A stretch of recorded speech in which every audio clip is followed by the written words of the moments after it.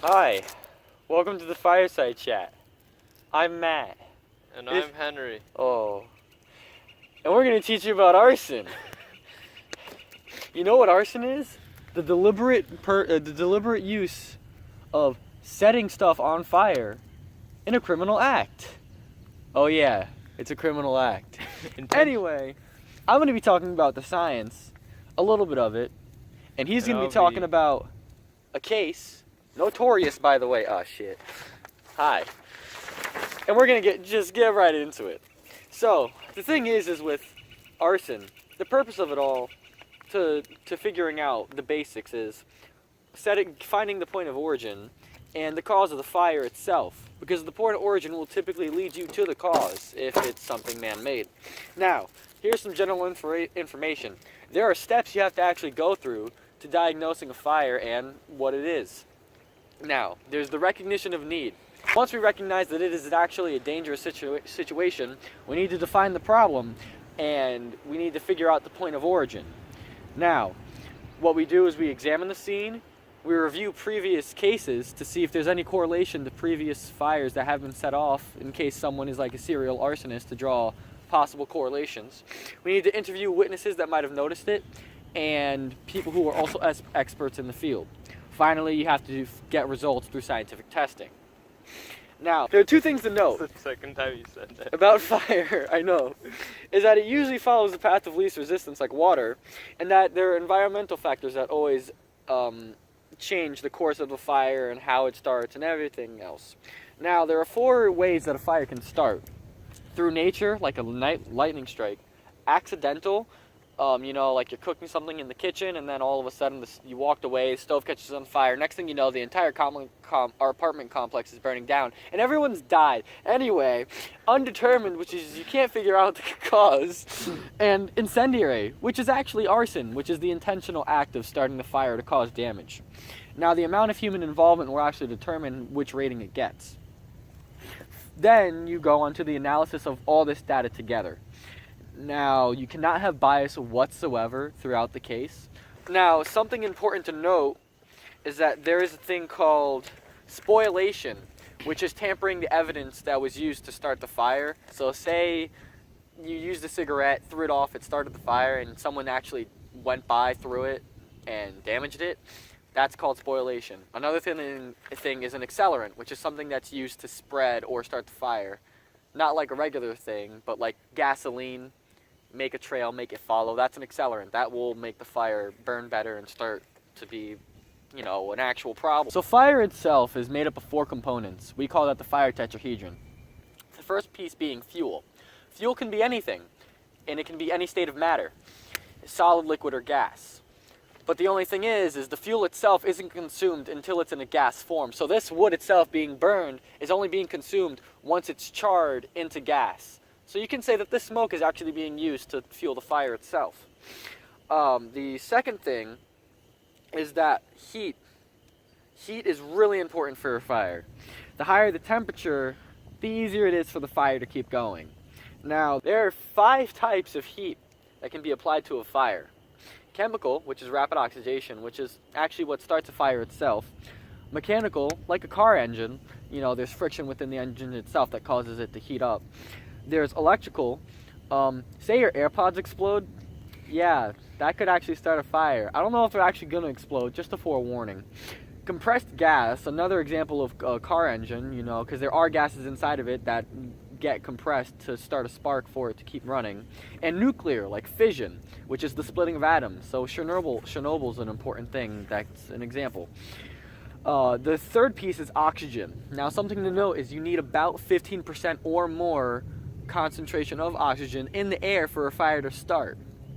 There is some exceptions, but we'll get into that into a second. If there's not enough oxygen, it's consumed and carbon monoxide is created. So, there's fire in a house, all the oxygen is eaten up inside. That's how you pretty much die. It's eating up the oxygen, it creates carbon monoxide, you can't breathe. The final thing is a chain reaction. Now, that's how everything goes into one little mesh, essentially, and that's what starts everything. So the heat, the fuel, and the oxygen all make a reaction that starts the fire, and that has to go on the entire time where the fire will die out. Now, the final thing is that with arson, there are 3 degrees of it, actually, for conviction. This is the final piece. So once you've gathered everything together, you found the person, you found the point of origin, you know how if an actual fire works, so you're making sure that you know what you know. There's 3 degrees of arson: 1st degree, 2nd degree, and 3rd degree.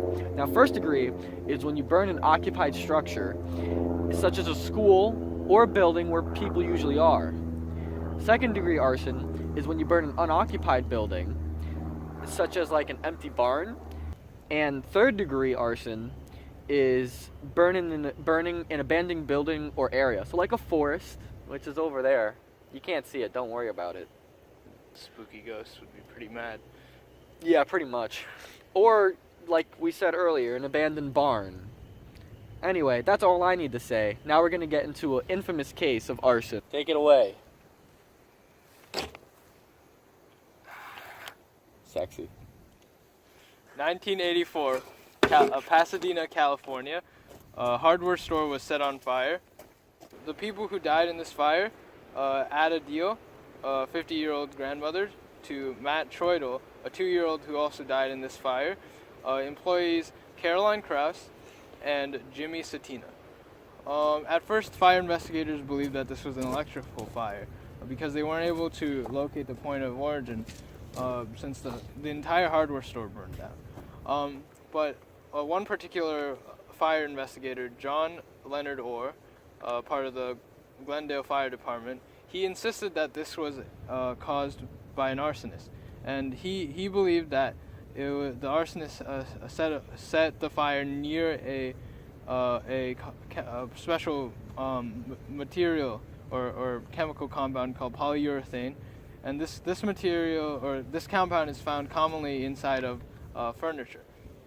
So this later on proved to be true, but the fire investigators weren't able to figure out who the arsonist was. 1987, Bakersfield, California, very close to Pasadena, another set of fires started.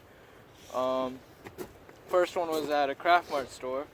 There they actually found the incendiary device. It was a cigarette with 3 matches wrapped around it with a rubber band, and around that is a piece of yellow lined paper. The purpose of this device is that it would slow burn, and that way it would give the arsonist time to escape. On the same day, several series of fires occurred, and at one of these other ones, they were able to locate the same incendiary device. And that was how investigators knew that they had a serial arsonist on their hands. The investigator assigned to this case was Marvin Casey, and he noticed 2 similarities, both the Pasadena fire and the Bakersfield fires. And that was, during these fires, there was a fire investigator convention going on. He started to suspect that these fires were actually caused by a fireman. He also noticed that these arsons also occurred near the same area and along the same highway.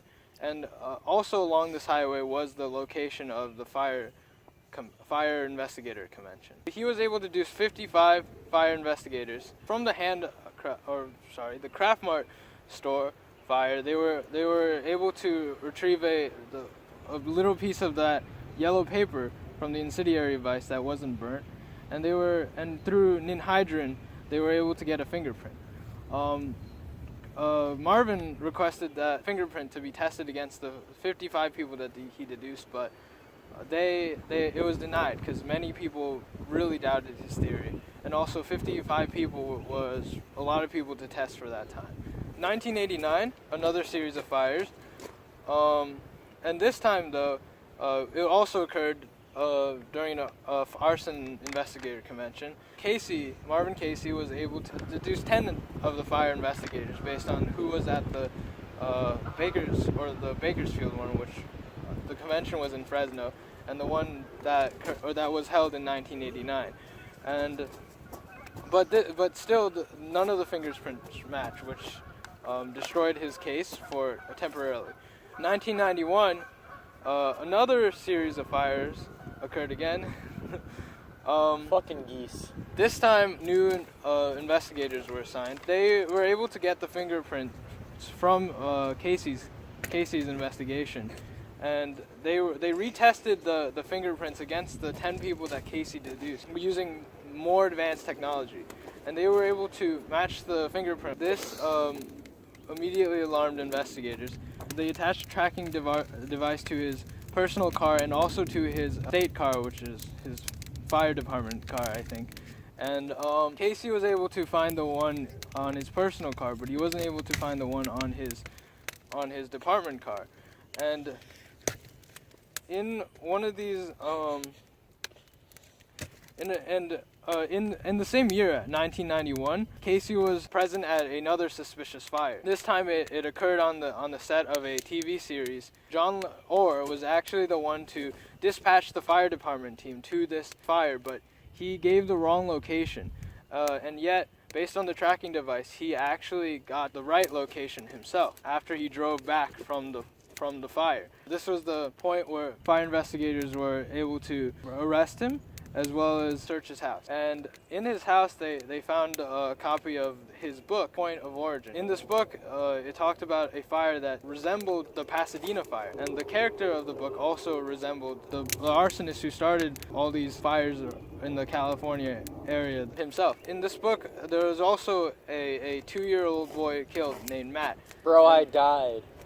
And this was going to be a huge piece of evidence. They were also able to find a tape of a house that was later set on fire, and they were also able to find the footage of this house burning down in Orr's house. This showed that Orr also planned these fires in advance, but with the footage of the undamaged house being like 18 months before the house was actually ours. So after all of this evidence was put together, they were able to convict him of the crime. He was charged with 4 murders and several cases of arson, and he was sentenced to life in prison plus 20 years. Which is actually 80 years because the life sentence is 60 years. Fun fact, by the way. Before Orr was arrested, there were 67 fires per year around the Glendale area. After he was arrested, there was only 1 per year. Fire investigators estimated that Orr could have started around 2,000 fires. They also nicknamed him the Pillow Pyro based on the fact that he would start these fires near furniture. So, Bro. You would put a bear out track. You're looking missing that time. No, it's a turkey. Why wasn't it? No, look at that turkey. This is the outro, by the way. I want to zoom in. There's a turkey right there. You can see it. He's in the center of the screen. Oh, wait. There it is. No, not. Anyway. Say bye, Henry. Goodbye. Left ring finger. Thanks for watching. This has been Watch Mojo. Or else, like some guy pisses you off, you're like, that guy's a dick, he'd probably set off a fire. You can't have that when you're going into the lab. What a dick. Shut up. Which can be anything, any state of matter. My Capri Sun. His Capri Sun fell over.